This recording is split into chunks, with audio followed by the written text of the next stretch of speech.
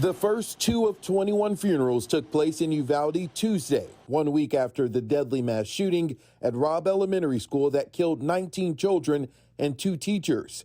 And state investigators looking into the failure of protocol that kept police from killing the gunman more than an hour after the first 911 call says the man calling the shots that day is no longer cooperating. Tuesday, a DPS spokesperson said Uvalde CISD Police Chief Pete Arredondo hasn't responded to follow-up interview requests from the Texas Rangers, who are investigating the response to the shooting, saying in a statement, quote, "The Uvalde Police Department and Uvalde CISD Police have been cooperating with investigators." The statement went on to say, the chief of Uvalde CISD Police provided an initial interview, but has not responded to a request for a follow-up interview with the Texas Rangers that was made 2 days ago.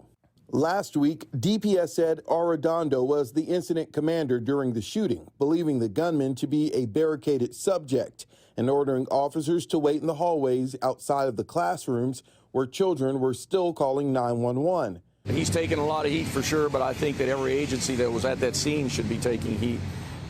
Listen, active shooter protocol say you go in. Meanwhile, DPS changed a key piece of the timeline leading up to the shooting. Here's what DPS Director Steve McCraw initially said last Friday, describing how the shooter got inside the school.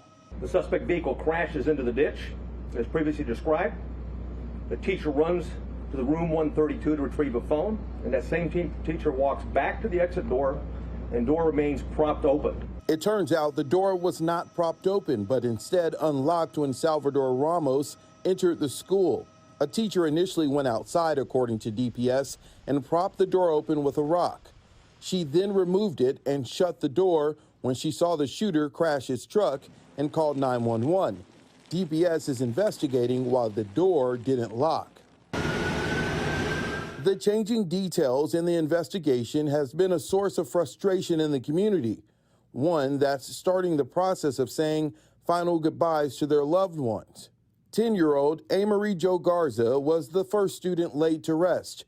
Hundreds of mourners gathered at the Sacred Heart Catholic Church in Uvalde, asked to wear purple, her favorite color. She was remembered for her kindness, but also her bravery.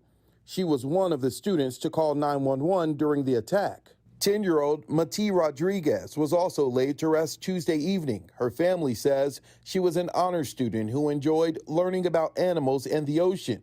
Wednesday, the burials will continue as 2 more students, Jose Flores and Nevea Bravo, and their teacher, Irma Garcia, are laid to rest. We just need to be there for each other. We need to support each other. We need to love each other.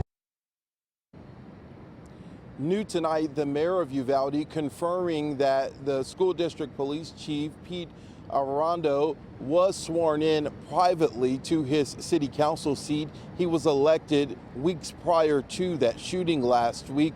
The ceremony was private out of respect to the families, according to a statement from the mayor of Uvalde. Also today, Governor Greg Abbott issuing a disaster declaration for Uvalde County. According to the governor's office, they said that this was the first time since he's been governor that he's issued a disaster declaration following a mass shooting.